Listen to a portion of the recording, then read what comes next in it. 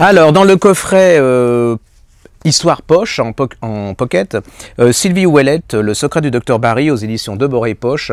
Histoire extraordinaire et vraie, l'histoire de cette femme qui a une passion, la chirurgie. Elle, au 19e siècle, on n'avait pas droit, elle va se déguiser en homme, et on ne découvrira qu'elle sera en homme que dans les années 50, je ne vous dis pas comment.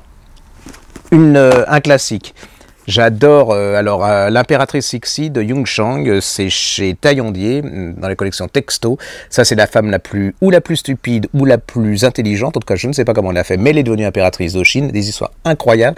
La dernière impératrice de Chine, la Chine avec tout ce que ça a de corrompu, de pervers, mais aussi de grandiose, c'est chez Taillandier. Et puis autre femme extraordinaire, c'est Paula McLean, l'aviatrice. Alors elle a eu beaucoup de vie, entre autres celle de Out Africa, et puis ça a été surtout la première femme qui a traversé l'Atlantique, mais elle n'a pas fait des États-Unis en France, elle a fait de France aux États-Unis, mais comme l'histoire est écrite par des hommes, on n'en parle pas, et c'est une énorme exploratrice, et puis surtout une vie incroyable.